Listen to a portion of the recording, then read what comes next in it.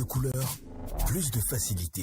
Vos chaînes de radio et votre télévision nationale en direct, c'est sur Play Store. ORTB Mobile, toujours plus proche de vous.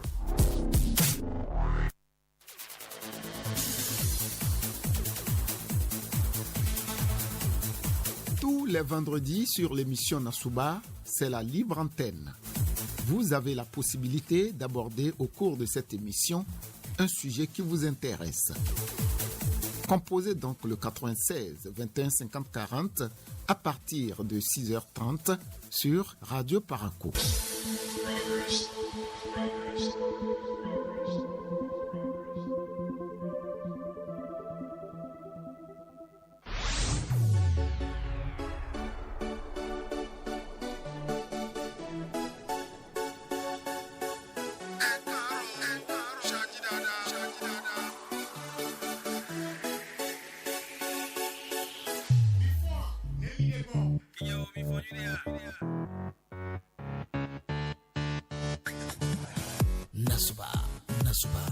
Nassouba. Bonjour.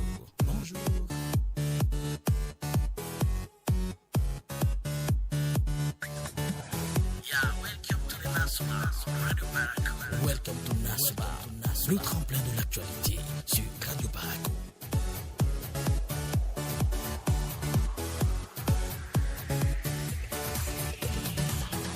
Nassouba, le package matinal.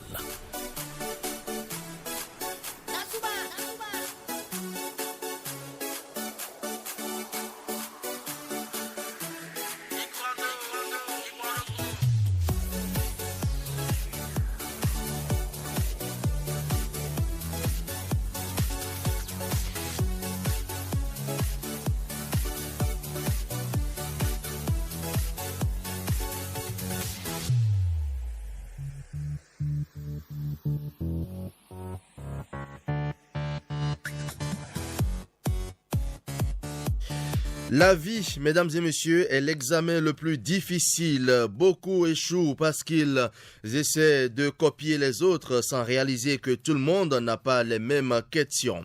La vie est l'examen le plus difficile. Beaucoup échouent parce qu'ils essaient de copier les autres sans réaliser que tout le monde n'a pas les mêmes questions. C'est par cette citation que nous vous disons simplement salam alaikum. Salam alaikum. Oh, salam alaikum. Salam alaikum. Oh, salam alaikum. Salam alaikum. Oh, salam alaikum. Salam alaikum. Oh, salam alaikum. Nembaba manson wa usedona. Merci à Maurice Maillon, c'est lui qui se charge de la régie technique de cette émission ce matin, assisté de Moragani Kassakpere. Merci également à Jules Sobago pour la mise en ligne de cette émission. Vous le savez, vous pouvez nous retrouver donc via notre page, on va dire WhatsApp, également YouTube, sur la chaîne YouTube, également sur notre plateforme Facebook. Merci à vous, mesdames et messieurs. La vie est l'examen le plus difficile. Beaucoup échouent parce qu'ils essaient de copier les autres sans réaliser que tout le monde n'a pas les mêmes questions. Et je le disais, c'est pas cette pensée, cette citation, j'allais dire que nous vous disons bonjour. Bienvenue où que vous soyez, qui que vous soyez en ce moment. Nous sommes vendredi et c'est le 16e jour de ce mois de juillet 2021. Nous sommes vendredi, vous le savez. C'est la libre antenne. Toutes les questions sont, disons, permises. Vous pouvez donc nous poser toutes sortes de questions ou simplement nous dire ce que vous pensez de la situation de vos localités respectives. Mais pas de sujet politique. Nous démarrons avec un intervenant en ligne à qui nous disons salam alaikum. Bonjour. Salam alaikum. Bonjour. Bonjour. Nous vous écoutons, monsieur Djinado Rafiou. Vous nous appelez depuis Tchaoro. Oui, justement. Bon, moi j'ai deux préoccupations là. Allez-y. La première, elle est à l'endroit de la SPE. Vraiment, il y a certaines localités là qui souffrent toujours de l'électricité. Et c'est un service commercial. Si on prend la zone de Malété, au bout de l'eau, à Idéro là, c'est un gros village Donc, tu peux même avoir 1000 abonnés, mais jusqu'à présent, tout est comme ça. Nous ne comprenons pas. Ah, il faut que chaque localité, au moins, essaie d'avoir au moins de l'électricité. Donc, moi j'interpelle les directeurs régionaux parce que c'est eux qui vont de ce côté-là. Donc, essayer de voir comment ces localités-là vont avoir de l'électricité pour eux-mêmes puissent être dans le délai. Deuxième préoccupation est aller à l'endroit de la douane béninoise. Parce que notre façon-là, il faut que l'État aussi les permet de faire la douane. Si chaque localité fait la douane des véhicules, tout ce qu'on a eu ces derniers temps-là, on ne peut pas avoir ça. On ne peut pas avoir ça. Donc, il faut que le gouvernement essaie de donner à chaque localité de faire la douane. Même là, même quand s'il y a un problème, on pourra voir qui directement interpeller. Mais bon, tout le monde voit à côté de nous. Et le truc est embrouillé, on ne comprend pas. Après tout maintenant, après 10 ans, on dirait qu'ils vont dire que le véhicule n'est pas payé, tout ça là. Donc, il faut que l'État donne l'autonomie à chaque douane, à chaque agent de douane, de faire les douanes des véhicules étrangers. Sinon, chez nous, à Kassola, maintenant, ils ont supprimé, ils ne font plus la vitesse. Il faut d'abord aller à Parakou, à Kilova. À Kassola, c'est une grande frontière. D'accord. Merci donc à vous, Monsieur Dinado, depuis Tchaourou. Vous êtes le premier intervenant comptant pour cette émission. Bonne journée, nous vous souhaitons de passer. 96 21 50 40, je le disais, tous les sujets, toutes les questions, tous les sujets donc sont permis sauf ceux d'ordre politique au 96 21 50 40. Faites précéder ce numéro de 00229 si vous êtes de la diaspora au plus 229. Le journal Palais tout à l'heure à 7h avec Colombe Amadi, la page des sports avec Patrick Silas Sayadji, la revue des titres des journaux parus ce jour avec Henri Ndasekou, couleur 229, Vitis Aoré reçoit le littéraire Colbert Tatiignon Dossa, une étoile montante de la littérature béninoise contemporaine, auteur de l'ouvrage Errance dans nos sables mouvants. Et dans Ça se discute, nous aurons deux sujets, vacances et dépravation des mœurs. On en parle, il n'est pas rare d'observer en période de vacances des comportements déviants chez les élèves et étudiants, drogue, alcool, sexe, bagarre de toutes sortes, etc. Les mobiles, la manifestation, ou si vous voulez les manifestations, et surtout les conséquences, les conseils également pour des vacances épanouies et saines. On en parle dans cette émission avec mes deux invités. Il sera en direct de Lokossa, il est de l'antenne de Lokossa. Abdelaziz Alagbe, nous aurons ici à Parakou Abdoulaye Moumouni Yakubu de la rédaction du journal Parler. Ce sera dans Ça se discute. L'autre sujet, c'est bien sûr job de vacances. Pour quel âge? On en parle. Bonjour au bout du fil. Bonjour, monsieur le journaliste. Bonjour, votre nom, vous nous appelez d'où, s'il vous plaît? Faustin Assou depuis Kani. Monsieur Faustin Assou, ça fait un bon moment, vous nous avez appelé. Parfois, c'est la ligne. Parfois, c'est la ligne. D'accord. Nous vous écoutons, allez-y. C'est vous dire que vous êtes maintenant. Je dis qu'il y a la radio Parakou, c'est la meilleure des radios. La radio que toutes les autres radios écoutent. Hier matin, avant 6 heures, même jusqu'à 7 heures, je n'ai pas eu Parakou à Kani ici. Je ne sais pas si les autres l'ont eu. Je n'ai pas eu. Mais avec ça là, chaque jour que Dieu fait, vous nous dites de nous patienter. On continue de nous patienter. C'est jusqu'à quand? Point d'interrogation. Donc, si je quitte là, les gens, même le président des consommateurs, nous dit maintenant que bientôt il y aura un nouveau réseau. Et ce sera le troisième réseau qui va s'installer au Bénin. Maintenant, quand est-ce que l'État même va penser installer un autre réseau pour les Béninois? Parce qu'à des moments donnés... Vous voulez un réseau typiquement béninois, c'est un peu cela? Vraiment, il est comme un parti. Il est comme un parti. Un gros parti. Et maintenant, il faut aussi qu'on avait toutes les parties. L'État même n'a pas son peuple. Mais bientôt, vous savez, on a le troisième réseau qui est annoncé, d'accord? C'est annoncé. Maintenant, qu'est-ce que ce réseau-là va nous donner? Étant donné que... Mais justement, c'est une société de l'État qui autorise donc, ce réseau à s'implanter. Donc l'État est impliqué, sera impliqué, on va dire, dans cette gestion avec ce réseau. parfois, nous sommes tentés de renvoyer ces réseaux-là. Et l'État même n'a pas son propre réseau. Puisque cette fois-ci, l'État a sa propre société qui se charge de tout ce qui est numérique, on pense que ce problème sera réglé, et définitivement. En tout cas, étant donné que vous-même vous êtes affilié des ministères, maintenant, je ne sais pas à qui il va nous défendre. Les béninois ont des problèmes de réseau. Béninois ont des problèmes de réseau. Le seul réseau qui sera béninois comme là, tout est parti. On a comme l'impression que vous ne comprenez toujours pas que l'État est impliqué fortement aujourd'hui dans tout ce qui est réseau mobile au Bénin. On va faire le web parce que moi j'ai peur. D'accord. Les gens montent au 21e siècle, les gens montent sur les arbres, sur les collines avant d'avoir... Soyons plus pessimistes, c'est sûr que ce problème sera réglé. Il faut toujours espérer. Vous avez autre sujet? Je vais revenir. D'accord. C'est très aimable à vous. Merci donc à vous, Monsieur Faustin Asso, depuis la cité des Candisono et des Saka. 96 21 50 40. Nous avons un autre intervenant en ligne à qui nous disons bonjour. Bonjour, Monsieur Aziz Togobio, depuis la cité des Saka et des Candisono. Je vous remercie et je remercie aussi votre pensée du jour. Vous le savez, la vie c'est un examen. Et beaucoup échouent parce qu'on aime copier les autres. On aime acheter une voiture parce que l'autre a acheté. On aime simplement se jeter sur un projet parce que l'autre également s'y est jeté sans savoir que les moyens ne sont pas les mêmes et on n'a pas les mêmes destins, etc. C'est ça. Il faut dire qu'on garde notre dignité. Voilà. Pour être libre. Voilà. Bon. J'ai une occupation, ou bien c'est une Allez-y. C'est une suggestion. Oui. À l'endroit de nos autorités communales, de toutes les autorités même, de la Liborie, et même du Bénin en particulier. Je ne sais pas si cette autorité la France a l'éducation de nos enfants, de leur commune. Je le dis pourquoi je le dis parce que nos enfants passaient le CEP, les gens du CEP, il y a eu des admis. Et que vous connaissez le rang que tient mon département.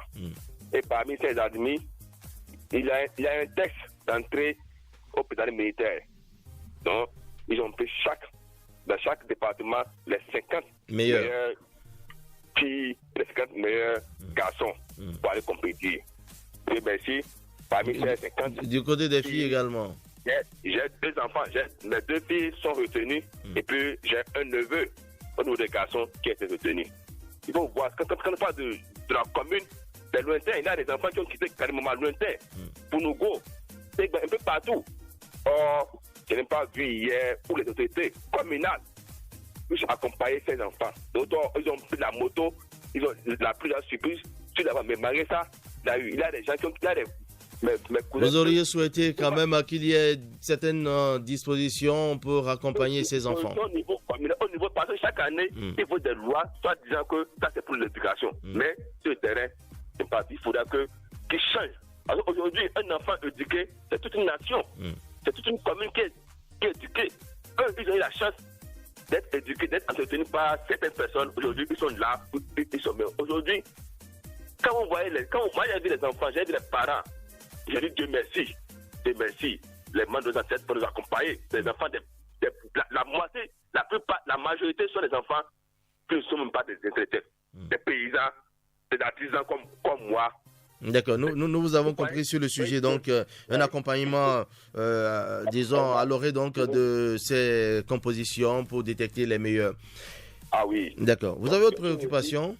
Une chose aussi, monsieur, allez-y rapidement, s'il vous plaît. Concernant la nappe gay, j'aimerais aussi dire à nos populations, à nos frères, parce que là maintenant que d'autres personnes vont se prendre, soit disant qu'ils sont des douaniers, ils sont des agents de numération, de venir escroquer encore nos parents pour pouvoir leur soutirer de l'argent, soit disant qu'ils ont les aider pour formaliser leur véhicules, les camions. Vous voulez simplement dire qu'il ne faudrait pas que le dossier Anatgate amène encore d'autres complications, c'est-à-dire ceux qu'on appelle en griffe, les clébés, ceux qui aident généralement les douaniers dans l'exécution de leurs tâches. Il ne faut pas que des gens, disons, commencent par arnaquer. Bon, en un mot, on va dire comme ça.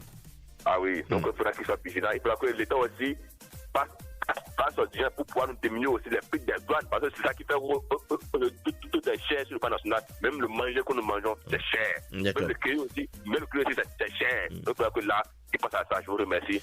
Merci à vous, donc, monsieur Aziz Togobiot, depuis la cité des Sakai et des Candisono. Très bonne journée. 96 21 50 40 pour participer à cette émission matinale. C'est tous les jours de la semaine, du lundi au vendredi, dès qu'il sonne à 6h30 minutes. Et vous également, vous êtes en ligne. Nous allons par la suite passer sur notre plateforme pour voir de quoi retourne quelques commentaires. Bonjour. Bonjour, Radio Paracool. Bonjour. Monsieur Olivier Gaï de le café de moi. Nous vous écoutons, monsieur Olivier. Oui, monsieur le journaliste. Ce matin, j'aimerais que les autorités de la ville de Parakou pensent un peu au marché à Zéter. Il ne faudrait pas que ça soit rien d'autre que d'aller collecter de l'argent. Mais si bel et bien ils peuvent assurer à la sécurité de ce marché, ça me fera beaucoup plaisir. Vous voyez, aujourd'hui, le marché à Zéter est plongé dans l'insécurité totale. Monsieur le journaliste. Quand bien même que vous prenez le couloir de la mosquée centrale, se dirigeant vers le dos d'Al-Dara, je vous assure, il n'y a pas que ce jour de marché, comme les jours destinés au jour du marché, c'est-à-dire les samedis. Franchement, quand vous rentrez dans ce couloir, il y a certains jeunes mobilisés, rien d'autre que pour le vol, qui vous feront pleurer à l'intérieur du marché là. Ces jeunes-là ne font que arracher le porte-monnaie des gens et le portable des gens. Comme lien ce matin, ce qui m'amène à vous appeler, monsieur le journaliste, c'est que je demande tout simplement, avec respect et considération, au commissaire de la ville de Parakou, le commissaire central, s'il peut bel et bien essayer d'envoyer 2 éléments de la police républicaine jusque dans le couloir là, pour la journée du demain, car ça serait uniquement que le dernier samedi avant la fête de la Tabaski. Les jeunes hommes là, ils vont faire pleurer les gens dans le couloir là. Les gens amènent 400 000. Imaginez 400 000 avec ce temps-là. Et tout d'un coup, ils perdent ces 400 000 là. Ils ont déjà disparu. Et ils sont là, dans l'entourage du marché là.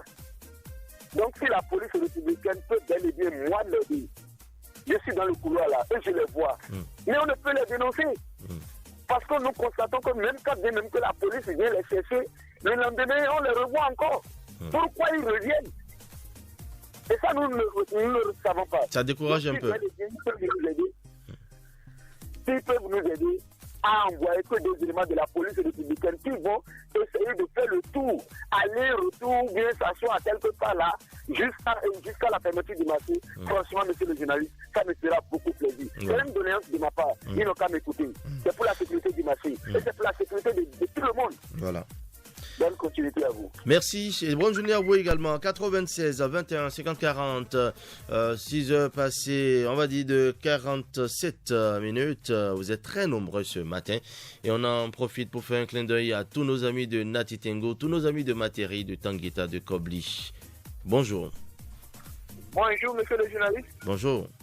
Oui, c'est de la part de monsieur Diogado Aruna à Ndale. Allez-y, nous vous écoutons. Merci, monsieur Judas, ce soir, Sarigaté. Ce vendredi matin, antenne libre, permettez-moi de parler à propos de l'école de Warika. Franchement, monsieur le journaliste, la mairie a tellement travaillé dans la dite école. Mais ce qui reste, monsieur Judas, ce soir, Sarigaté, c'est l'eau. Il n'y a pas l'eau dans cette école. Si bien que ces élèves et ces enseignants sont en train de souffrir. Franchement, je passe à votre canal pour lancer un appel au maire de la commune. Nous sommes tous dans le même arrondissement. Il a le coup de cette émission à bien vouloir penser et nous amener de l'eau à l'école publique de Warika. Pour finir, monsieur le journaliste, c'est pour parler à propos des véhicules d'occasion. Des véhicules d'occasion venant du port autonome de Cotonou en direction de Niamey au Niger. Tel qui dépasse le village de Warika, franchement, monsieur Judas, ce soir, Sarigaté, c'est malheureux et c'est déplorable. Si nous prenons le village de Komigea, le village de Boko, c'est les villages qui ont des dos d'âne. Mais chez nous ici, c'est le contraire. Si bien que certains usagers de la route, comme ils veulent, si le chef de l'État pouvait nous faire des dos d'âne, ça nous fera plaisir. Bonne suite du programme à vous. Merci à vous donc depuis Warikpa, c'est un arrondissement de la commune de Ndali. 96 21 50 40, nous sommes vendredi 16 juillet 2021, libre antenne et nous recevons un autre intervenant. Bonjour. Bonjour, monsieur le journaliste. Bonjour, votre nom, vous nous appelez d'où, s'il vous plaît? Monsieur le Sénawal depuis quartier Bamora. Allez-y, nous vous écoutons. Monsieur le journaliste, je dis d'abord bonjour, mon cher président Patrick Guillaume Atanal. Monsieur le journaliste, vraiment toute la population demande quand que le deuxième phase de Al-Fatah va commencer dans la commune de Parakou. Parce que nous avons tellement soif de voir des deuxièmes Al-Fatah de la commune de Parakou. Parce que toutes les voies sont dégradées. Et pour finir, monsieur le journaliste, au niveau des marchés, il n'y a pas de sécurité. Pourquoi je dis ça? C'est que le monsieur vient de dire c'est la vérité. Monsieur le journaliste, si même tu peux faire un tour pour aller voir ce qui se passe, les bonnes dames ne sont pas en liberté. Quand quelqu'un vient vendre un peu, ou bien ceux qui vont aller acheter, ils gardent leur porte-monnaie avec ça. Monsieur le journaliste, ils savaient qu'ils vont prendre toutes les trucs là et disparaître. Et nous avons des sécurités dans la commune de Parakou. C'est pourquoi ce matin, je vais dire bonjour à DDPN. Il est temps de taper le poing sur la table. Même s'il peut négocier avec les militaires pour s'associer, pour finir avec ces désordres au milieu de plein de mafies, monsieur le journaliste, ça va nous faire plaisir. Parce que les femmes, ils sont allés vendre. Et c'est dans un souci, ils vont vendre, ils ne vont pas vendre, ils ne savent pas. Et ceux qui ont allé acheter, ils vont bénéficier, ils ne vont pas bénéficier, ils ne savent pas. Mais et encore, ils ne sont pas en liberté. Alors qu'il y a encore un peu de police à côté. Normalement, c'est eux qui vont agir. Et ça va terminer. C'est pourquoi je dis que Martin, qui dit DPN, il a l'écoute, il n'a qu'à faire pour taper le poing sur la table pour que ça cesse. Parce que ça ne donne pas une bonne image dans notre commune. Et je vous remercie. Merci à vous également. 96 21 50 40, je le disais, nous sommes vendredi. C'est la libre antenne, toutes les questions, tous les sujets, sauf ceux d'ordre politique. Nous prenons un intervenant en ligne. Bonjour. Bonjour, monsieur Oru Karaga. Depuis l'arrondissement de Sokotendi dans la commune de Segwana. Oui, c'est ça. Nous vous écoutons, allez-y donc. Oui, vraiment, c'est que je voulais plaider pour le cas de nous qui sommes présidents. Je ne sais même pas que dans ce pays-là, quand est-ce que le président est dans ce pays, vraiment, nous, on se pose beaucoup de questions sur ça, quoi. Quand vous prenez aujourd'hui le coton que nous produisons, aujourd'hui, les graines sont exportées et tout ça, l'État pourrait même créer beaucoup d'usines ici pour nous fabriquer des huiles de ces graines-là et qu'on allait payer même l'huile là au moins cher. Mais aujourd'hui, on ne parle même pas ça. Les maïs que nous avons un peu et que c'est ça. Quand l'argent du coton était arrivé, on avait payé le maïs pour stocker. C'est à l'heure là qu'on devait vendre pour faire face aux problèmes de nos champs. Mais on nous bloque les frontières. Vraiment, on ne sait même pas pourquoi. C'est-à-dire, le sacre, ça, c'est-à-dire, on n'a plus le goût de ça, quoi. Vraiment, ça nous décourage, quoi. Il faut que l'État pense à ça, quoi. C'est-à-dire, quand nous prenons aujourd'hui nos honorables députés, c'est-à-dire, quand on dit que c'est eux qui nous représentent, là, vraiment, ça nous fait pleurer, quoi. C'est-à-dire, en réalité, quand l'État prend ce genre de mesures, il devrait descendre à la base, écouter la population et expliquer au gouvernement ce que la population aurait dit. C'est-à-dire, ils vont voir comment, avec le temps, là, c'est-à-dire, la penalty, c'est-à-dire, les conséquences ça va engendrer dans la production, que ça soit la production visuelle ou même cotonnière, les gens allaient même comprendre, quoi, l'État allait comprendre, quoi. Sinon, vraiment, c'est souffrant, quoi. Aujourd'hui, nous sommes malades. Il faut amener les enfants à l'hôpital. On ne peut même pas vendre nos produits. Ça nous gêne trop, quoi. Nous demandons à notre État de réfléchir sur ça et de nous aider, quoi. Sinon, ça ne va pas, sincèrement. Merci. Merci à vous donc, M. Oru Karaga Aoudou, depuis l'arrondissement de Sokotendi, c'est dans la commune de Segbana. Et nous allons de Segbana à Kandi, ou de Kandi à Segbana, si vous le voulez, il y a que quelques kilomètres. Nous allons prendre cet intervenant, c'est M. Garba Alassane Touaéré. Bonjour. Bonjour, monsieur le journaliste. Bonjour, M. Garba Alassane. Depuis Kandi, la cité des Kandi, selon des Saka. Nous vous écoutons, M. Garba Alassane. Aujourd'hui matin, monsieur le journaliste, comme certaines listes, permettez-moi rapidement de faire 210 km de venir à Parakou. C'est vrai, monsieur le journaliste, nous savons très bien que certaines lignes et que nous avons beaucoup de préoccupations au niveau de notre commune, surtout dans le département d'Alépourie. Mais permettez-moi de prendre quelques occupations de vous, les journalistes, qui vont nous aider à régler certaines situations. Parce que quand on va énumérer les problèmes que nous avons, énumérés depuis près de 10 ans, 15 ans, monsieur le journaliste, au moins plus de la moitié ont été résolus. Et c'est grâce à vous, les journalistes, et surtout cette radio-là. Alors, s'il y a une situation au niveau de la radio ou au niveau de vous, les journalistes et animateurs de cette radio, il faudrait quand même que nous venons, pas parce que vous nous avez demandé cela, mais c'est un droit que nous devons aussi accomplir. C'est une mission que nous devons aussi accomplir. Alors, par rapport à ça, je vais directement au niveau du syndicat Maison, de l'ORTB Parakou, de bien vouloir nous aider et de mettre dans leur au niveau de leurs revendications, surtout les deux préoccupations que je vais peut-être énumérer. Il s'agit d'abord primo du moins, de notre cantine qui ne tourne plus depuis plus d'un an, et que depuis un certain moment, vous nous avez promis que les choses vont démarrer. Mais jusqu'à là, nous ne savons pas qu'est-ce qui est en train de nous bloquer. Alors nous invitons le syndicat Maison de bien vouloir nous aider pour que au moins cette situation puisse être réglée. Deuxième préoccupation, monsieur le journaliste, pour votre sécurité, nous savons très bien que devant l'ORTB, nous venons toujours par rapport, nous savons comment c'est. Alors pour cela, nous ne demandons pas de mettre du sable ni de mettre du pavé, mais nous voulons que la deuxième phase, la façade de la ville de Parakou, puisse prendre en compte cette voie-là qui va mettre en sécurité vous, les journalistes et animateurs de cette radio. Alors, je finirai en disant que l'achèvement de notre clôture, que l'un de nos auditeurs qui est derrière l'ORTB évoque toujours, nous voulons quand même que le syndicat Maison, ça fait 3 points, nous aide pour l'achèvement de la clôture de l'ORTB.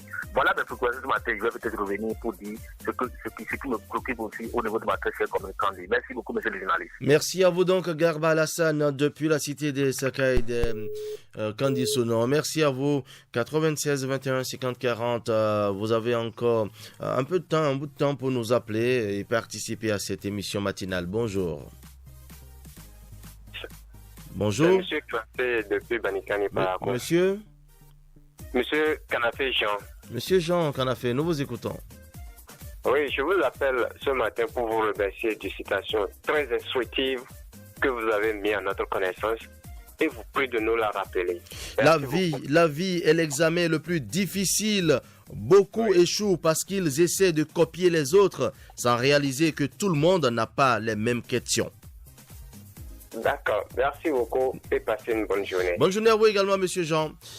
Et oui, c'est ça, la vie est l'examen le plus difficile. Beaucoup échouent parce qu'ils essaient de copier les autres sans réaliser que tout le monde n'a pas les mêmes questions. Bonjour à vous au bout du fil. Allô? Bonjour. Bonjour. Bonjour, votre nom, vous nous appelez d'où, s'il vous plaît? Depuis Djougou. Depuis Djougou. Oui. Nous vous écoutons, allez-y. Merci beaucoup. Et je voudrais attirer l'attention du gouvernement que jusqu'ici, les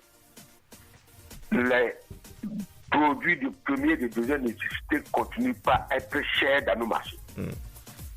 C'est cher, malgré tout ce que dit le gouvernement à ce niveau, rien ne change. Rien ne change. Aujourd'hui, le maïs, on ne sait pas comment il faut faire. Le reste, c'est la même chose. Qu'est-ce qu'il faut faire? On est là, on ne comprend rien. C'est trop cher. D'accord. C'est trop cher. Nous vous avons compris. Est-ce que vous avez autre préoccupation? Ma deuxième préoccupation, chaque fois que les gens appellent, les populations appellent, c'est l'insécurité. L'insécurité. Jusqu'ici, le gouvernement dit qu'il va prendre les tours par les pommes. Jusqu'à présent, maintenant c'est encore pire. Qu'est-ce que vous faites encore à ce niveau-là? Les populations se plaignent trop à la radio locale, les radios nationales. L'insécurité, c'est trop. Merci beaucoup. 96 21 50 40, encore 2 minutes. Nous allons mettre un terme à cette première rubrique de votre émission. Nous sommes vendredi, donc c'est la libre antenne. On va prendre cet intervenant et on revient pour terminer avec, disons, notre page WhatsApp. Bonjour. Oui, bonjour. Adamo Abdoulaye. Du quartier Madina. Nous vous écoutons, allez-y, rapidement, s'il vous plaît. Merci. Et vous voyez ce que mes frères viennent de dénoncer pour l'insécurité du marché, c'est une réalité absolue. Ils n'ont pas le droit de nous dicter leur loi. On a une loi et ceux-là n'ont pas le droit de nous dicter leur loi. Il faut finir avec cela. Ce n'est pas sérieux. Nous ne sommes pas du tout en sécurité. Merci, monsieur. Merci, bonne journée à vous donc, monsieur Adamo Abdoulaye depuis le quartier Madina. Voilà notre ami Sani Bassoro qui réagit par rapport à Couleur 229. Opinion libre, canal Olympiade Paraco qui devrait se retrouver à quelques encablures de chez vous. Où en est-on avec ce projet qui pourrait regrouper les jeunes autour de ce lieu de distraction pour leur épanouissement? Invasion de chenilles, ravageurs de pieds de maïs dans certains champs. Que pense le MAEP face à ce désastre et puis inondation, souvent dans le Haut-Nord? Quelles dispositions prend l'ANPC pour prévenir ceci quand déjà on voit ce qui se passe du côté du Mono? Et puis quand la fin de la divagation des bêtes dans Paraco, une ville qui est considérée comme la 3e du pays, comme le Bénin. Voilà, donc bon vendredi, il nous dit merci beaucoup. Malheureusement, il y en a beaucoup qui appellent encore, qui continuent d'appeler. On ne pourra plus prendre d'auditeurs, malheureusement, puisque la radio, c'est une question de temps. Et parlant du temps, déjà 7 heures, un pile poil dans nos studios. Merci, sincère merci à tous ceux-là qui ont appelé ce matin. Dieu vous le rendra au centuple, puisque c'est vous qui faites la radio. Sans vous, absolument, nous ne sommes à rien. Merci beaucoup. Et à tout de suite, on va se retrouver juste après l'édition première de nos informations. Merci une fois encore.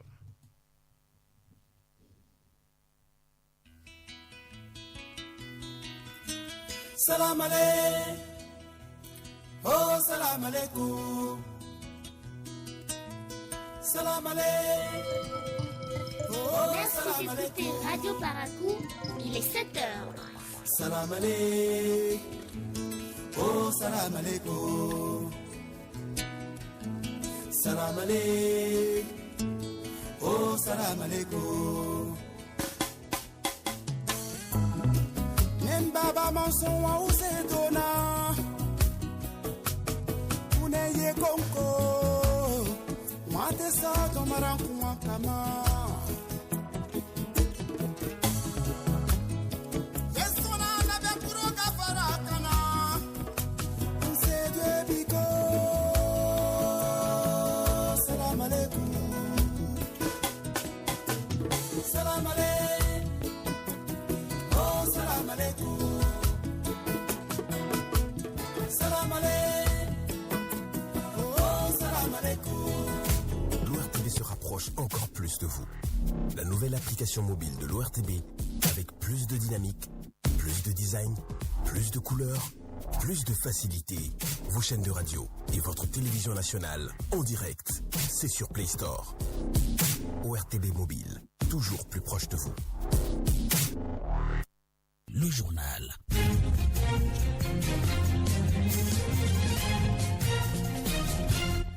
Info Matin, Colombe, Amadji.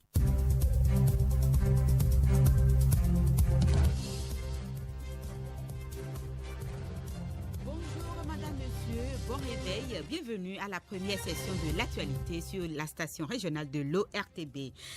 Les candidats au baccalauréat session de juin 2021 au Bénin connaissent déjà leurs résultats depuis la nuit du mercredi dernier. La nouvelle technologie utilisée par la direction de l'office du bac permet de consulter les résultats sur son téléphone portable.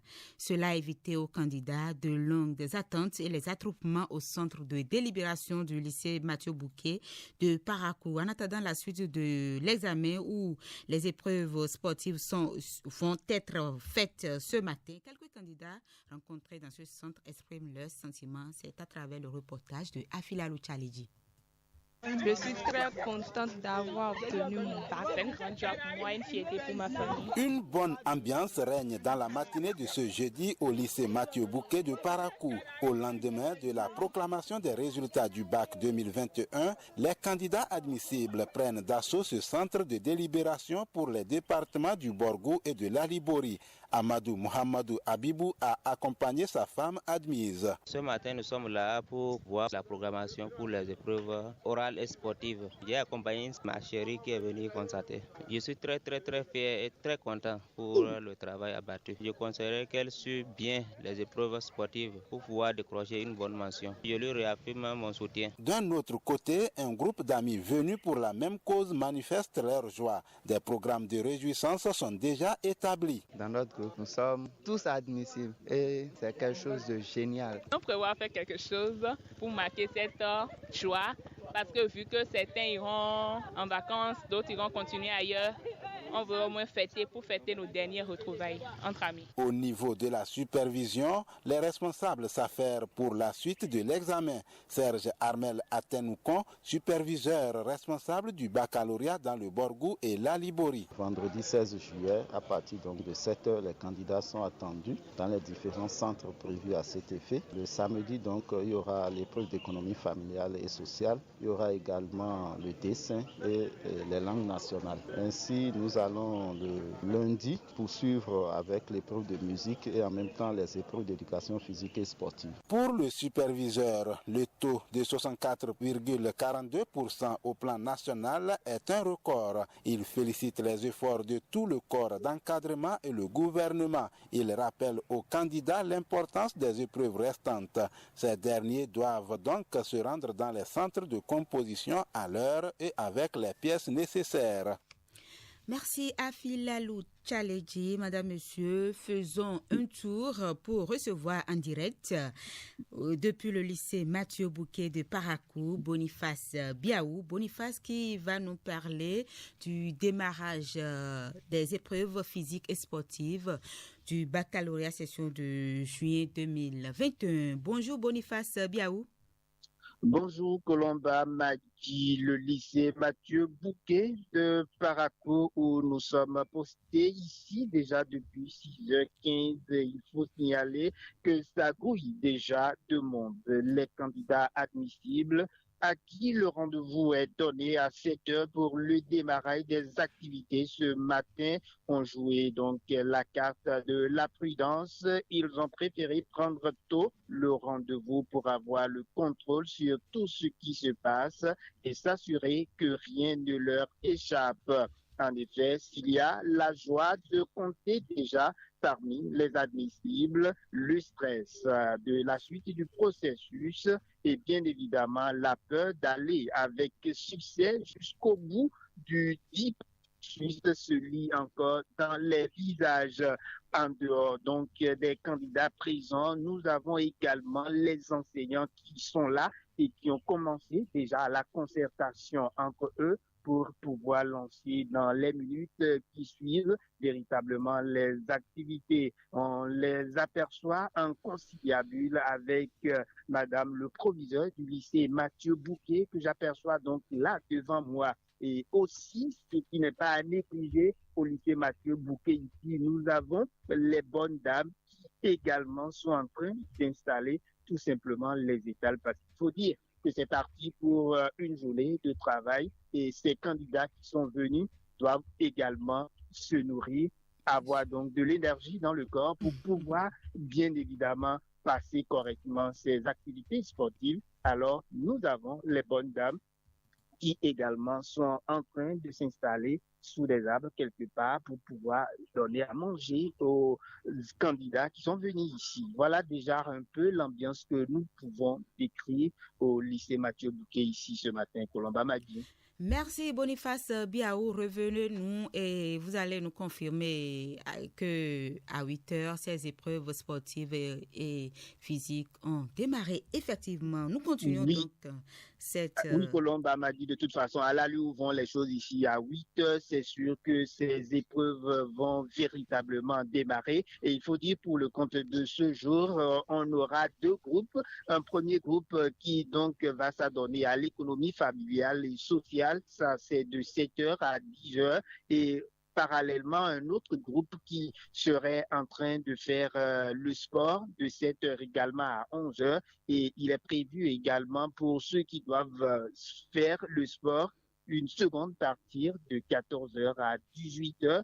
Et demain, bien évidemment, ce sera le dessin et les langues nationales de 7h à 11h. Et puis les retardateurs du sport pourront également poursuivre de 7h à 11h et de 14h à 18h. Merci pour ces précisions. On continue cette édition. Atelier de prévalidation de l'avant-projet de décret actualisé portant réglementation du transport terrestre en République du Bénin. C'est dans le cadre de la mise en œuvre du projet d'appui au développement développement du secteur portuaire Passeport. Les travaux étalés sur 2 jours réunissent depuis hier jeudi toutes les parties prenantes de ce sous-secteur des transports dans la commune de Grand Popo. Aziz Alagbe pour plus de détails sur cette activité. Améliorer la compétitivité du port de Cotonou. L'agence belge de développement Enabel en fait son cheval de bataille aux côtés du ministère des Infrastructures et des Transports.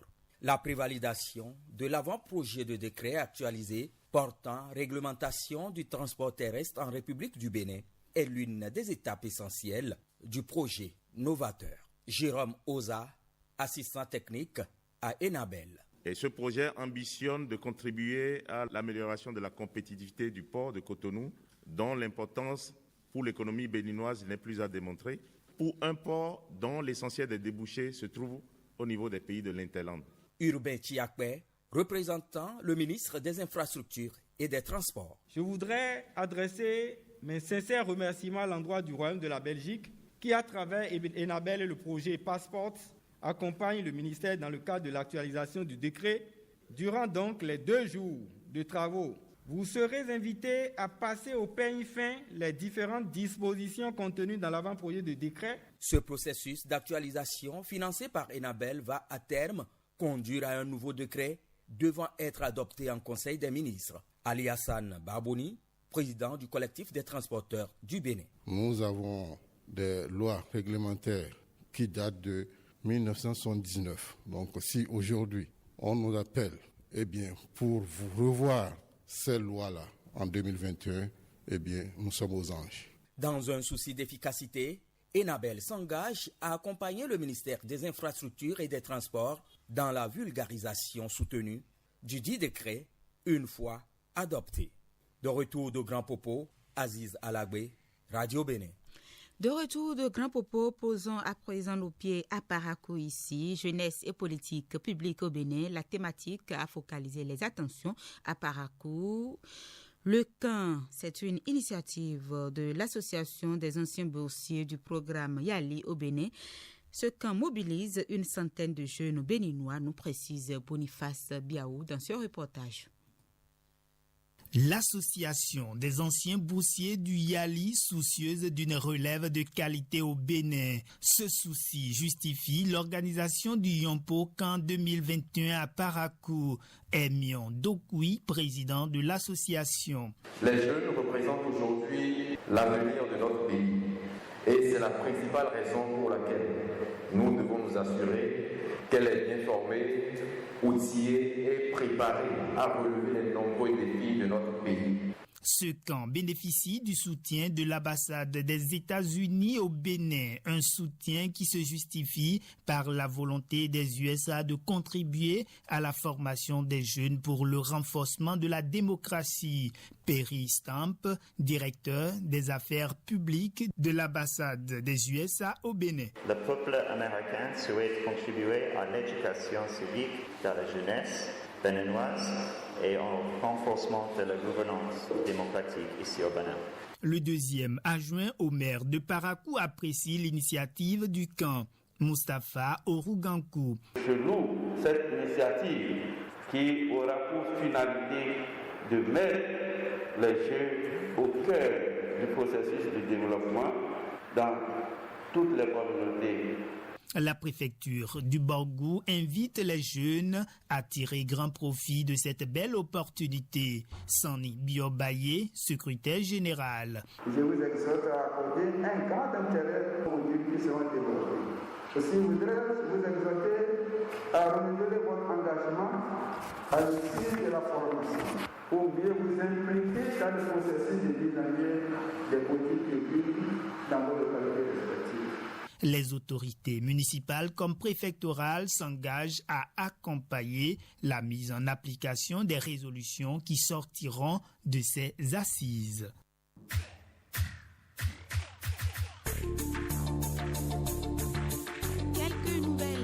du Bénin, après 2 années de négociations, le conseil d'administration du Fonds monétaire international a validé le programme établi de commun accord avec les autorités du pays. C'était l'ambition du président Félix Tshisekedi en République démocratique du Congo depuis son accession au pouvoir. Sur 3 ans, la République démocratique du Congo devrait recevoir $1,5 milliard par tranche en échange de réformes et de respect de certains critères de gestion. Les chefs d'État et de gouvernement d'une quinzaine de pays africains ont assisté à la réunion de la 20e reconstitution des ressources de l'Association internationale de développement communément appelée IDA 2020. Cette année, les États du continent réclament au moins $100 milliards pour relever leurs économies gravement affectées par la crise du coronavirus. Les chefs d'État du Sénégal, du Niger, de Madagascar, du Rwanda et bien d'autres pays se sont retrouvés en personne et une poignée en visioconférence au Palais des Congrès de l'Hôtel Ivoire à l'invitation du président Alassane Ouattara et de la Banque mondiale. La ministre de la Défense a annoncé dans la soirée le déploiement de 25 000 soldats en Afrique du Sud pour endiguer les violences des émeutes initialement provoquées par l'arrestation de l'ancien président Jacob Zuma, mais qui se sont rapidement transformées en pillage dans le pays. Et pour finir, en Algérie, plus de 100 détenus incarcérés après des manifestations du Irak vont être libérés malgré leur condamnation. La grâce vient du président Abdelmadjid Tebboune, officialisé par le ministère de la Justice mercredi dans un communiqué. Et c'est la fin de ces nouvelles, madame, monsieur. L'émission Nassouba se poursuit. Bloquez votre radio et jetez le bouton. Jetez le bouton. Jetez le bouton. Jetez le bouton. Vous êtes sur Radio Paracou.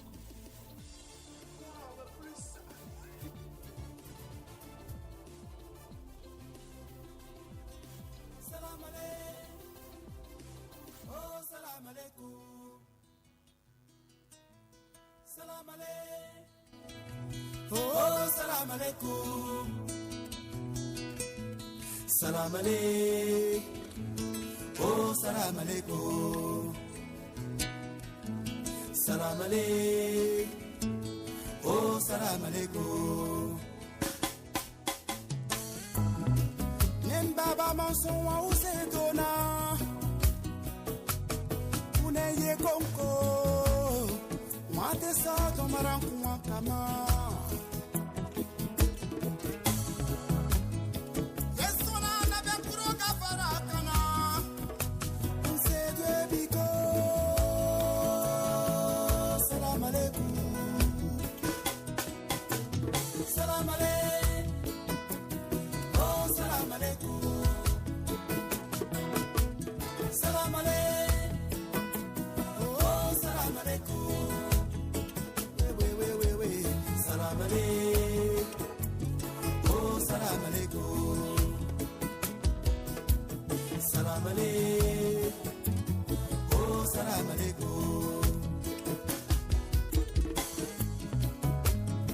Mwasangwe maso wa usekuna. Tuneye konko. Wate sa tomaran kuwa kama Yesuna na korke buka farakana Unsede biko Salam alaikum Salam alaikum Oh salam alaikum Salam alaikum Votier salam alaikum Salam alaikum. Oh, salam alaikum. Salam alaikum. Oh, salam alaikum.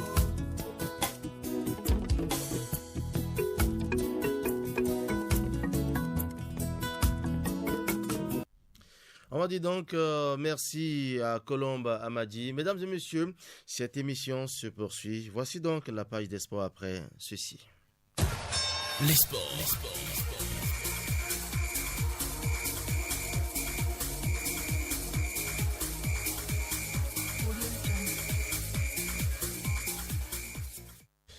Tout comme les 7 athlètes béninois qui prendront part au JO de Tokyo, le Bénin s'apprête à envoyer 3 athlètes paralympiques dans la capitale japonaise, n'est-ce pas Patrick Silas Ayadi?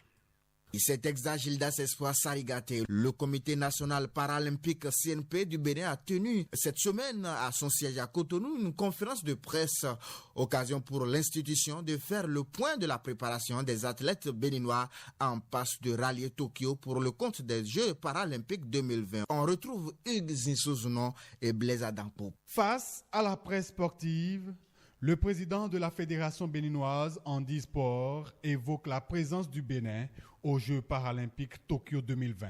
Nous serons au Japon avec 3 athlètes, 2 en para-athlétisme et 1 en para-badminton. Je crois que depuis des années, ce serait, si Dieu vraiment nous y accompagne, ce serait la première fois qu'on va aux Jeux avec 3 athlètes. Faisal Achiba, qui est un pion sur qui nous comptons aussi, il est sprinter, il fait 200 mètres. L'autre c'est Marina Ndaloan, mais la 3e athlète, qui est une dame, qui fait le para-badminton, nous avons soumis son dossier à ce qu'ils appellent le bipatisme. Nous attendons les résultats, mais en attendant, nous la comptons déjà parmi les participants. Qu'en est-il alors de la préparation des 3 athlètes qui auront à cœur de défendre le drapeau vert, jaune et rouge? Nos athlètes sont en internement depuis quelques semaines et mis dans des conditions, même si ce n'est pas optimal, des conditions satisfaisantes quand même, pour leur permettre de se consacrer, de se concentrer aussi sur leur job. Ils sont suivis par 3 coachs et le médecin. Le deuxième et dernier sujet abordé au cours de cette conférence de presse tourne autour des sanctions disciplinaires infligées à 2 acteurs de la maison handisport. Concernant l'athlète Bodia, une commission a été mise sur pied pour l'écouter. On n'a même pas donné l'occasion à la commission pour l'écouter, ce qui a amené la commission à le radier définitivement. La commission a jugé bon de suspendre Edouard Boessi, président de l'association des aveugles du Bénin, et de suspendre certains membres de son bureau. Les sanctions infligées à l'athlète Bodia Akpovi et au président du club constitue un signal fort envoyé à tous les acteurs de ce sport au Bénin. Et pour finir, Patrick Silas Ayadi, vous nous dites que Vincent Francis Poinron devient le premier président de la Fédération béninoise de Tekball au thème de l'Assemblée générale constitutive qui s'est tenue à Cotonou. Affirmatif, une nouvelle fédération sportive vient de voir le jour au Bénin. Il s'agit de la Fédération béninoise de Tekball, FEBETEC. Une assemblée générale constitutive s'est tenue mercredi dernier dans les locaux du Comité national olympique et sportif béninois. Vincent Francis Poinron, journaliste sportif à l'Office de radiodiffusion et télévision du Bénin, en est le président. Plus de détails avec Blaise Adampo. Les élections ont donné les résultats suivants. Président Poinron Francis. Vincent Francis Poinron, premier président de la Fédération béninoise de Tekball à l'issue de l'Assemblée générale constitutive. Il va conduire les destinées de cette discipline sportive pour la prochaine Olympiade. Je suis venu tendre la main au mouvement sportif. La FEBETEC ne peut avoir cette représentativité sans vous. Ce qui se fait sans vous se fait contre vous. Le match ne se joue pas dans les vestiaires, ni dans les tribunes, ni même sur les bancs de touche. Il se joue sur le terrain, avec des joueurs entraînés. Préparés physiquement et mentalement, un vaste programme est établi avec la distribution dans les prochains jours du matériel aux clubs et associations. Il s'agit d'un important don de la Fédération internationale de Tekball, évalué à plusieurs millions de francs et qui devra servir à développer ce sport. La création de la Fédération béninoise de Tekball, FEBETEC, un 14 juillet 2021, est la fin d'un long processus démarré depuis mars 2020. C'est une date inoubliable qui marque un tournant important dans ma vie de sportif engagé. Le Tekball est organisé au niveau mondial par la Fédération internationale de Tekball. Les petits plats sont en train d'être mis dans les grands pour introduire ce sport dans les Jeux olympiques. Une autre grande bataille. Il faut que le sport que cette fédération veut diriger dans le pays remplisse les conditions exigées par le Comité international olympique, c'est-à-dire que ce soit un sport qui soit pratiqué par les 2 genres, les 2 sexes, et hommes et femmes, que ce soit pratiqué dans tous les continents du monde et que cela respecte les règles éthiques de la pratique sportive. Le Tekball, une invention hongroise présentée à la face du monde en 2015. Il est un sport inspiré du football et du tennis de table. Il permet de développer les compétences techniques, la concentration et l'endurance chez les pratiquants. Vincent Francis Poiron et son équipe ont pour chantier de vulgariser ce sport dans tout le pays. La page des sports de ce vendredi sur Nasuba, stop et fin. Gildas Espoir Sarigaté. Merci donc à vous Patrick Silas Ayadi. On va se retrouver la semaine prochaine certainement. Allez, place à présent à la revue des titres des journaux parus ce jour. Nous sommes le 16 juillet 2021. Aval, à quelques jours de la Tabaski, un casse-tête pour s'offrir des moutons. Action sociale, 328 milliards de francs CFA mobilisés par le gouvernement et puis présidence du conseil électoral, Saka Lafia élu par ses pairs. Le quotidien La Presse du jour, action sociale sur le quinquennat 2021-2026. Le gouvernement prévoit 328 milliards de francs CFA pour impacter positivement les Béninois. Pèlerinage marial à la grotte d'Arigo à Dassa sans Covid-19. La conférence épiscopale évoque le niveau des préparatifs. Le quotidien Le Progrès social et ODD au Bénin. Le Bénin mobilise 328 milliards. Organisation des élections au Bénin, Saka Lafia, président du conseil électoral. Le potentiel dynastie royale des Tosso du Bénin, le souverain des Tossonou, voilà, intronisé dimanche prochain. Érosion de la route, Misesento Zinvier, Sevedonou Zé et Bomaf pointés du doigt. Et puis affaire à Nat Gate à la Criette, 11 cadres déposés, 5 poursuivis sans mandat de dépôt. Affaire Aïvo et Yeto, la Criette renvoie les procès au 5 août prochain. L'économiste pour terminer, transactions financières via téléphone en 2020, le Bénin 5e en paiement électronique de l'UEMOA. Et puis emploi au Bénin, un programme spécial d'immersion et de préinsertion des diplômés en santé bientôt en vigueur. Ce sera tout pour la revue des titres ce matin. Le prochain rendez-vous avec vous, c'est pour la revue de presse à 8h30. Bonjour. Bonjour. Bonjour.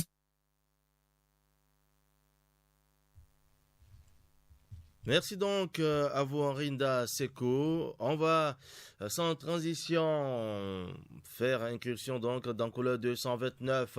C'est un écrivain qui occupe la rubrique couleur 229 de ce vendredi. Colbert Tatcheyon Dossa, étoile montante de la littérature béninoise contemporaine, est également professeur de français. Il a écrit Errance dans nos sables mouvants, un récit miroir des réalités socio-culturelles du Bénin d'aujourd'hui. Suivons l'entretien réalisé par Vitis Aroré. Colbert Tatcheyon Dossa, bonjour.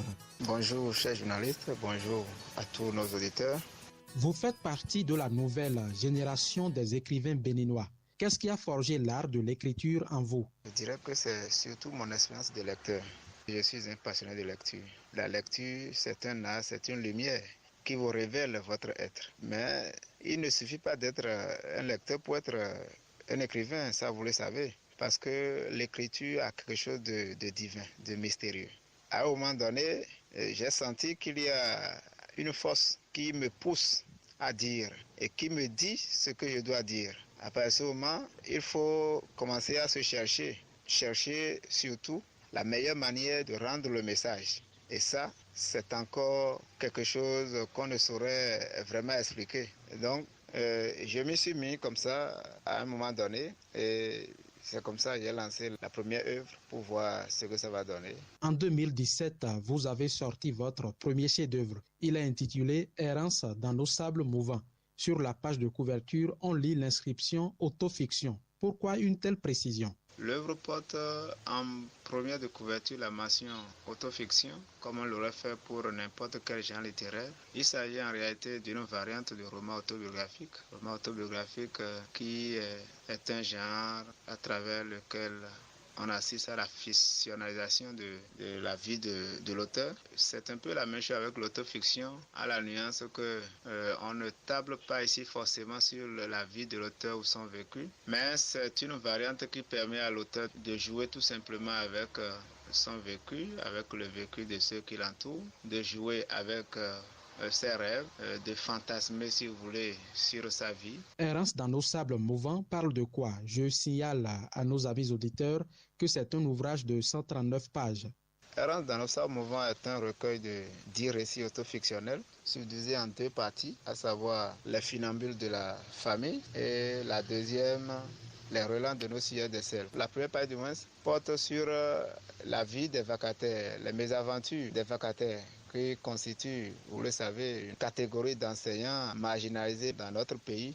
À partir de mon vécu, des vécus de mes amis, je me suis dit, il faut essayer de mettre en lumière cette corporation pour attirer l'attention de nos dirigeants là-dessus, parce que j'ai l'impression que ceux qui nous dirigent, lorsqu'ils parlent de cette corporation, des vacataires bien sûr, j'ai l'impression qu'ils ne savent pas trop ce dont il est question. Et moi, ayant vécu l'expérience, je me suis dit, ne pas la partager aurait été une perte. Mais en dehors de ça, ça a été une expérience vraiment thérapeutique pour moi, parce que tout ce que j'ai pu encaisser dans cette corporation-là, vraiment, cela m'est resté sur la conscience. Et il faut m'en décharger pour rendre hommage aussi à cette corporation d'enseignants qui souffre beaucoup dans notre pays. Et la deuxième partie, là, c'est la société en général, les relents de nos sujets des selles, ce sont nos vices, nos crasses que j'ai essayé de mettre en exergue à travers cette partie. Vous pouvez y voir l'insécurité, la malhonnêteté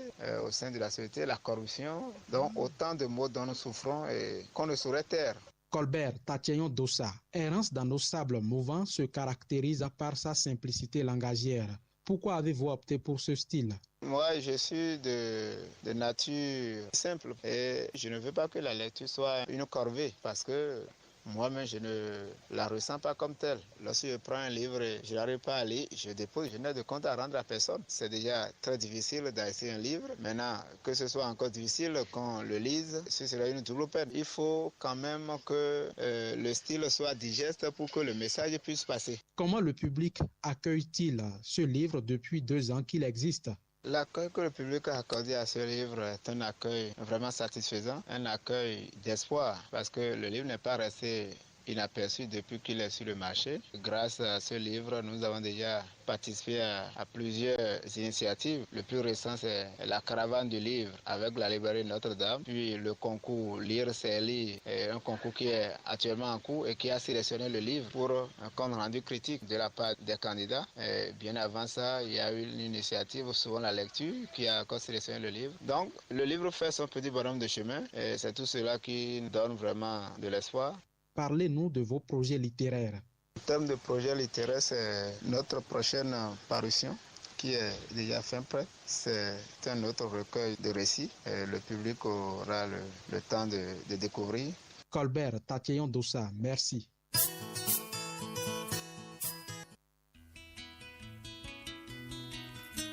Salam alaikum. Oh, salam alaikum. Salam alaikum. Oh, salam alaikum. Salam alaikum. Oh, salam alaikum. C'était donc le littéraire Colbert Tatcheyon Dossa, une étoile montante, je le disais, de la littérature béninoise contemporaine, auteur de l'ouvrage intitulé Errance dans nos sables mouvants. Il était donc reçu par Vitis Ahoré. Je le disais, nous aurons 2 sujets dans un instant. Vacances et dépravation des mœurs. Il n'est pas rare donc d'observer en période de vacances des comportements déviants chez les élèves étudiants, drogue, alcool, sexe, bagarre de toute nature, les mobiles, les manifestations et les conséquences. On en parlera dans cette émission. Les conseils également pour des vacances épanouies et saines. Et nous aurons à parler également des jobs de vacances. Quel job, pour quel âge, les métiers donc, les jobs à risque pendant les vacances, on en parle et ce sera avec mes 2 invités, Abdel Aziz Alagbe et Abdoulaye Moumouni Yakubu, c'est dans un instant.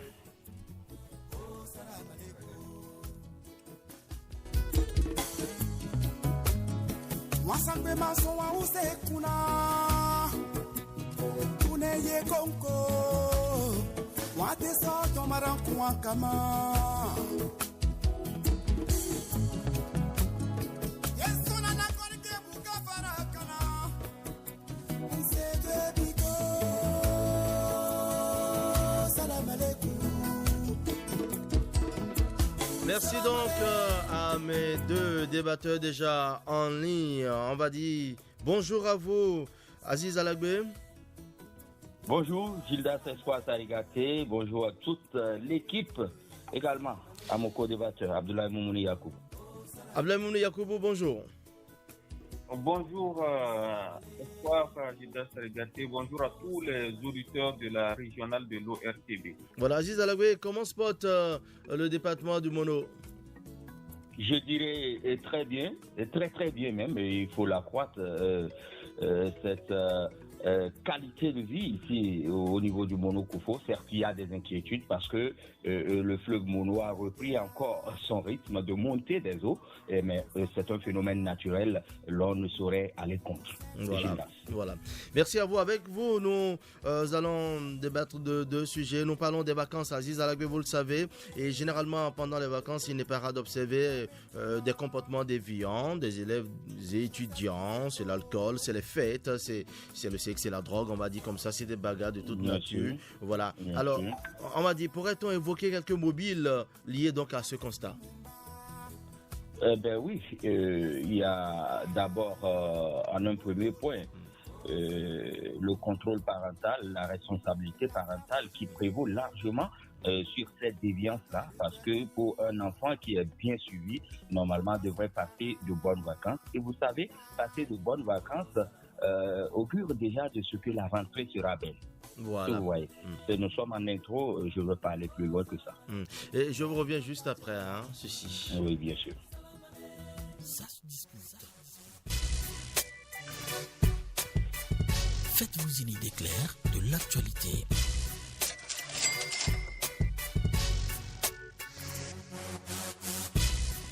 Donc, à vous deux, alors Abdoulaye Moumouni Yacoub, vous l'avez écouté un peu, Aziz Alagbe, on se pose la question, on se pose certaines questions, on se demande si ce n'est pas déjà inné, si ce n'est pas des comportements déjà que... qu'on observe déjà chez les enfants et qui viennent s'observer pendant les vacances. Non, on ne peut pas dire que c'est des comportements innés parce que... Pas forcément, mais est-ce que c'est pas des habitudes déjà qu'ont certains enfants en cachette, et puisque c'est peut-être l'année scolaire, ils n'ont pas le temps de montrer tout ceci, ou ils font en cachette, et parce que c'est les vacances, parce qu'on a le temps maintenant, et on sort donc ces griffes. Oui, on sort ces griffes si les parents ne sont pas vigilants, si les parents ne jouent pas pleinement leur responsabilité pendant la période de vacances, parce que le plus souvent, chez certains parents, on pense que la période des vacances est une période compliquée, étant donné que pendant l'année scolaire, les enfants sont simplement confiés, j'irai même plus loin, je dirais abandonnés au corps d'encadrement scolaire et aux enseignants. Et vous n'êtes pas sans savoir qu'il y a des écoles dans lesquelles, lorsqu'on dépose l'enfant, lorsqu'on confie l'enfant aux enseignants ou à l'enseignant le matin, c'est pratiquement le soir que les parents vont chercher l'enfant, parce que l'enfant il va manger, il y a des cantines dans ces écoles. Donc, dans cette situation, pour les parents, la période scolaire constitue une période de bon débarras au niveau des enfants. Donc, lorsque les enfants reviennent, ces parents n'ont pas l'habitude, ils n'ont pas pris, ils n'ont pas mesuré le degré de responsabilité qu'ils ont par rapport aux enfants, pour se dire que dans la période de vacances, c'est une période dans laquelle il faut redoubler de vigilance, il faut encadrer les enfants, il faut les surveiller, il faut leur donner des conseils. C'est à ce niveau que le problème se pose, parce que les enfants, lorsqu'ils sont abandonnés à eux-mêmes, ça, vous l'avez bien souligné. Tout de suite, les dérapages sont là parce que l'enfant, à tout moment, a besoin de suivi. Ablamouni Yakubo, dites pas qu'on vous arrête, mais lorsque vous prenez le cas des enfants qui, disons, ou dans un régime on va dire de cantine scolaire, il y a que ces enfants sont quand même encadrés, n'ont pas le temps de sortir. On va prendre le cas des élèves au collège déjà, d'accord, qui à cours dans la semaine, les parents ne maîtrisent même pas l'emploi du temps. Quand il va au cours de 7 heures, c'est que les parents sont partis pour revenir à 20 heures. Entre-temps, il a peut-être une pause à 10 heures ou carrément il n'a plus cours à 10 heures. Est-ce que c'est pas par là déjà que commence donc de ces comportements qu'on copie chez les camarades, chez les amis? Oui, c'est vrai, c'est évident ce que vous venez de dire. C'est une parfaite illustration des causes de cette dépravation des mœurs parce que aujourd'hui, les téléphones Android sont interdits au niveau de nos établissements scolaires, mais il y a des enfants qui échappent au contrôle du corps d'encadrement qui, par exemple, utilisent ces téléphones. Lorsque vous avez votre enfant, vous ne lui avez pas acheté des téléphones intelligents, mais si des camarades de classe disposent de ces téléphones, avec une connexion Internet, on peut aller sur des sites non recommandés. Quand bien même que vous avez déjà protégé l'enfant à la maison, mais déjà à l'école, l'enfant peut découvrir des choses qui ne sont pas du tout conformes par rapport à son éducation. Donc c'est à partir de ce niveau que cela commence. En plus, les camarades de classe, certains camarades de classe qui échappent au contrôle parental peuvent dire, bon, écoute, comme nous n'avons pas cours, nous pouvons faire un tour dans tel maquis ou bien dans tel restaurant ou bien dans tel lieu de loisirs pour découvrir ce qui se passe. Et c'est à ce niveau qu'on apprend des comportements déviants et ces comportements déviants-là sont beaucoup plus accentués pendant la période de vacances parce que à ce niveau-là, lorsque les parents sont abandonnés, lorsque les enfants, sont abandonnés aux camarades, là, c'est plus compliqué, la situation est compliquée. Voilà. Aziz Alagbe, pourrait-on évoquer d'autres mobiles, d'autres causes liées donc à ce constat? Non, c'est une cause principale que vient d'évoquer Abdoulaye Moumouni Yakoubou. Vous savez, Gilda Sessois Sarigaté, en toute chose, la compagnie est très très déterminante. On le dit souvent, seuls les oiseaux de même plumage volent ensemble, vous voyez. Lorsque, à force de côtoyer du faux, je voudrais aller terre à terre à langage africain, lorsque tu suis un chat, tu mangeras un jour de la viande crue. Ça, là, c'est clair. C'est pas que, bon, mon enfant, je lui parle, il suit bien mes conseils et autres, mais lorsqu'il aura de la mauvaise compagnie, il risque d'être infesté. Je veux parler en ces termes, ce sont des personnes, excusez-moi. C'est dire que d'autres causes, oui, le mimétisme. Parce que il faut qu'on reconnaisse que les vacances, ce n'est pas la prison, hein. Parce qu'il y a certains parents qui pensent que leur enfant étant intégré ou inséré ou incorporé, j'allais dire, dans les chambres durant toutes les vacances, ceci voudra dire qu'ils ne seront pas en contact des mauvais comportements, alors que c'est le contraire. On ne dit pas d'emprisonner les enfants, non. On ne dit pas d'emprisonner les adolescents. Non. Lorsque c'est le cas, même ceci devient pire. Vous avez suivi de ces histoires, de ces drames ou de ces faits divers. Un jeune garçon qui enceinte sa sœur, une jeune fille qui tombe grosse de son père entre griffes. Ça arrive, même si ce n'est pas trop fréquent au Bénin, mais ça arrive. C'est de ces genres de circonstances de prison, d'exagération dans le contrôle parental qui conduisent à ces déviances-là. Parce que l'écran seul peut dérouter un enfant. Je vous dis que l'écran de télévision seul, s'il n'est pas contrôlé, peut dérouter un enfant. Alors que c'est à ceci que nous assistons lors des vacances. Pour certains parents, vous ne sortez pas, je vous fais un abonnement tel, je ne veux pas citer de nom ici, je vous fais un tel ou un tel abonnement, ou bien vous avez votre PlayStation, parce que l'envie de jouer aussi, c'est une maladie. Lorsque l'enfant va prendre ce goût du jeu, à vouloir faire toutes choses. Même avant de manger, il doit jouer. Ça devient un apéritif pour lui. Donc, vous voyez, je dirais que hormis ce point qu'a souligné Abdoulaye Moumouni Yacoubou, il y a aussi cette erreur parentale que nous commettons en voulant avoir le contrôle total, le contrôle à 100% de l'enfant. Or, en sortant, en s'ouvrant au reste du monde, l'enfant peut aussi s'auto-éduquer. D'ailleurs, même ça se passe. Il y a des enfants qui acquièrent certains comportements, de bons comportements, je veux dire, et à la surprise des parents. Est-ce que vous voyez? Oui. Donc, il faut laisser une certaine marge de liberté. En réalité, pendant ces vacances-ci, c'est une politique de la carotte et du bâton.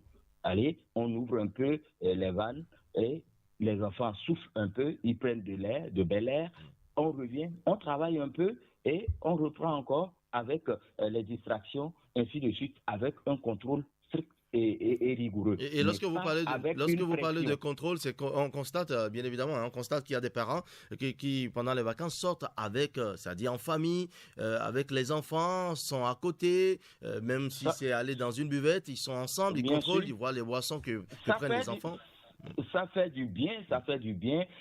Bon, je vais dire, dans la partie septentrionale, il n'y a pas de ces espaces de bel air où on pourrait passer d'agréables moments avec les enfants, autre que les buvettes. C'est là le problème, parce que là aussi, l'enfant commence déjà à côtoyer la boisson. Vous allez constater que ces enfants déjà même parviennent à garder le nom des boissons, même s'ils n'en prennent pas. C'est déjà un point de départ. Lorsqu'on connaît un nom, lorsqu'on connaît le nom d'une chose, étant enfant, on a envie d'aller découvrir. On a envie de savoir qu'est-ce que c'est. Alors, à un certain âge, si on a une petite marge de liberté, alors, paf, on s'y adonne. Est-ce que vous voyez, Judas? Abdoulaye Moumouni, oui. Mais vous savez, l'appareil, l'objet avec lequel on change les chaînes de télévision, c'est la télécommande. La télécommande.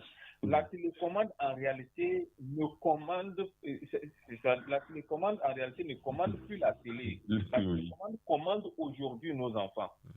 Parce que lorsque les parents ne sont pas à côté, il y a des chaînes responsables qui émettent des étiquettes pour préciser. Oui, mais il y a des codes, il y a le code parental. Il y a des codes. Bon, c'est vrai qu'il y a des codes, mais il y a des signes. Par exemple, on peut mettre moins de 16 ans, moins de 10 ans dans le coin de l'écran. Mais lorsque les parents ne sont pas à côté, aucun enfant ne fait attention à ces signes-là, à ces codes. Et c'est là le véritable danger. Donc, la compagnie, lorsqu'on parle de compagnie, ce n'est pas forcément des personnes physiques. La première compagnie dangereuse capable de détruire l'éducation de l'enfant, c'est d'abord la télévision. Parce que nous sommes dans une société dans laquelle nous développons beaucoup plus, nous faisons la promotion des familles mononucléaires. Vous êtes dans une maison, vous êtes en location, votre enfant peut vivre avec les enfants d'une autre famille durant 365 jours sans connaître leur nom.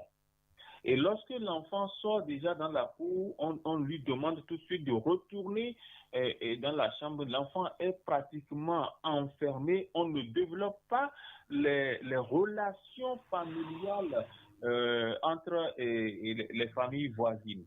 Donc, dans cette situation, la télévision devient la principale... Est-ce que ce n'est pas là également... Parce qu'il y a des parents qui ne veulent pas, simplement parce qu'ils ne veulent pas que leurs enfants aillent copier des habitudes. Il y a ça également. Bien sûr, tout cela, c'est pour protéger, l'enfant.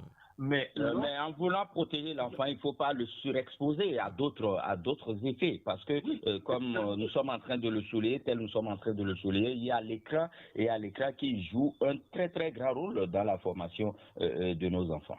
Et on va laisser Abdoulaye Moumouni terminer. L'écran joue effectivement un rôle important dans l'éducation de nos enfants et il faut dire que cette influence est beaucoup plus négative que positive. Parce que lorsque vous confiez la télécommande à l'enfant, sachez que dans les jours à venir, dans les mois à venir, dans les années à venir, vous ne pourrez plus commander à vos enfants parce que la télécommande a déjà pris le contrôle de leur cerveau.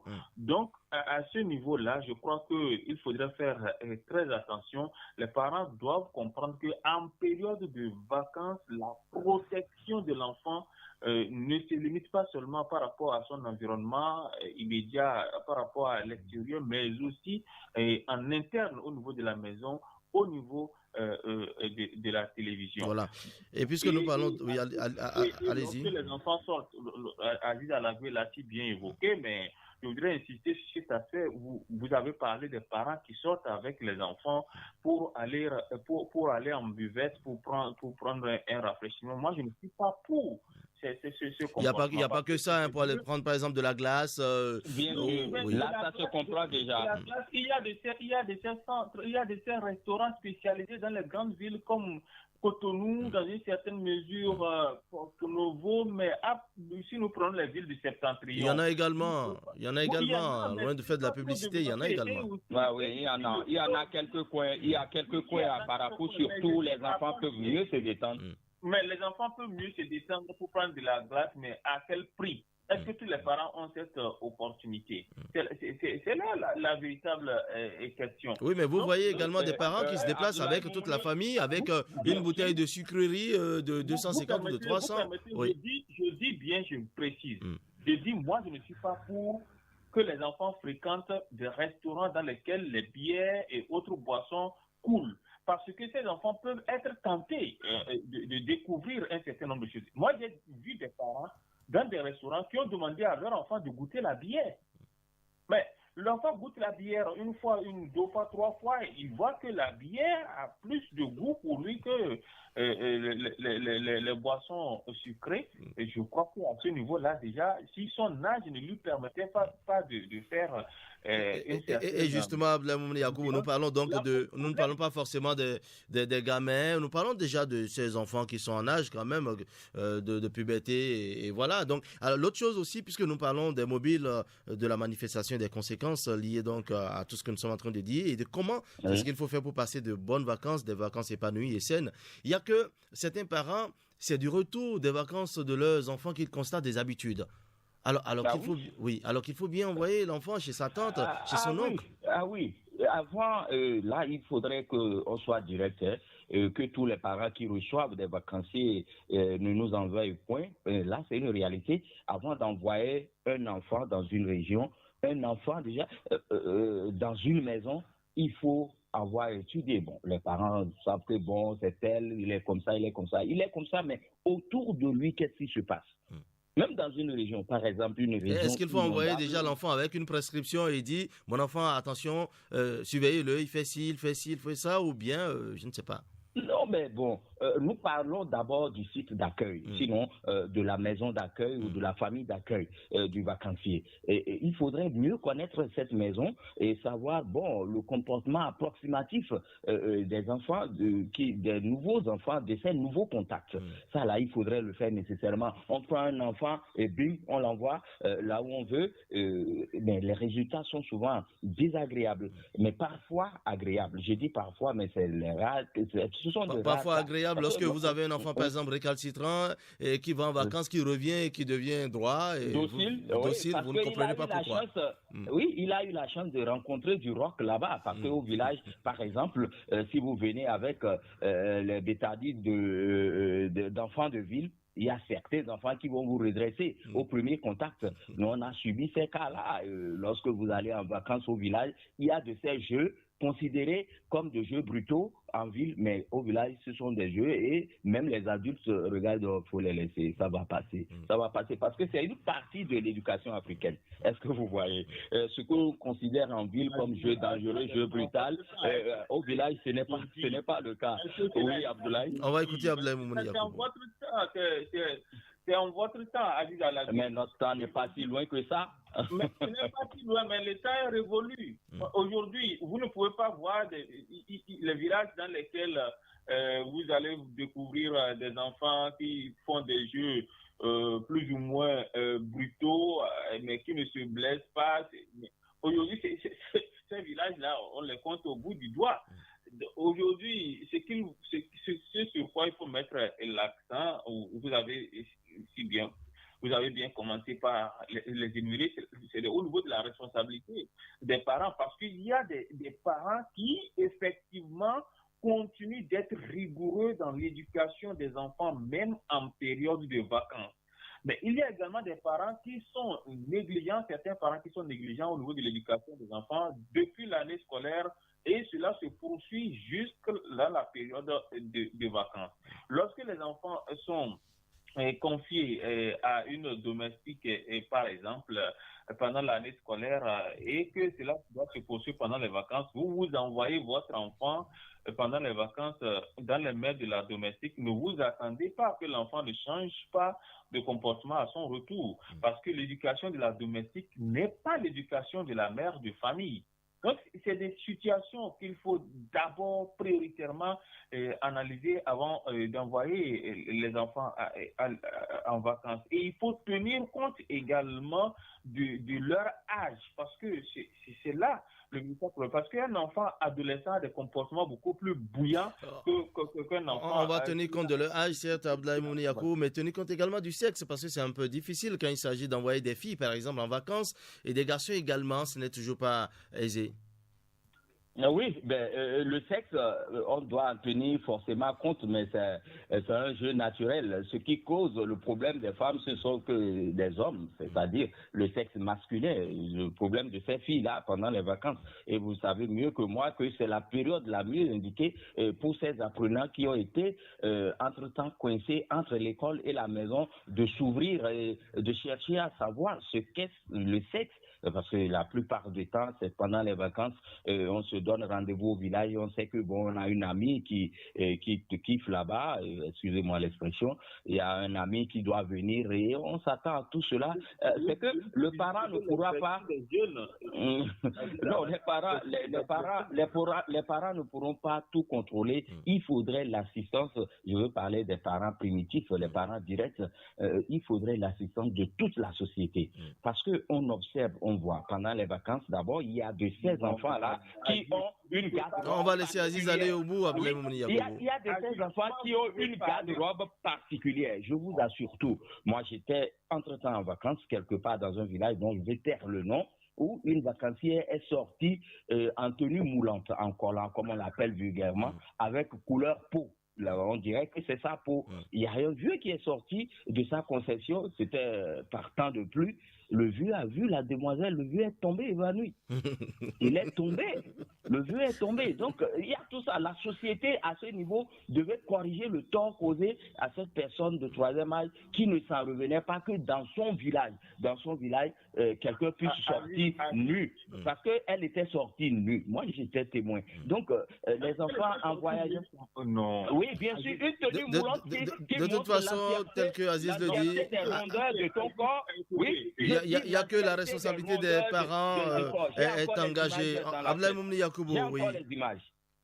Non, vous avez les images, mais ce que je dis aujourd'hui, le rôle de la société, on ne peut plus compter, on ne peut à 100%, on ne peut pas pleinement compter sur le rôle de la société, parce qu'aujourd'hui, quand on doit faire enfant, lorsque vous avez un comportement qui n'est pas recommandé, c'est le parent, c'est le voisin qui vous corrige, et il revient à la maison informer vos parents, et on félicite ce voisin-là pour avoir sauvé l'éducation. Mais aujourd'hui, les données ont changé. Mais aujourd'hui, votre propre enfant qui est sous votre toit, vous n'avez pas le droit d'abuser dans une certaine mesure par rapport au châtiment corporel.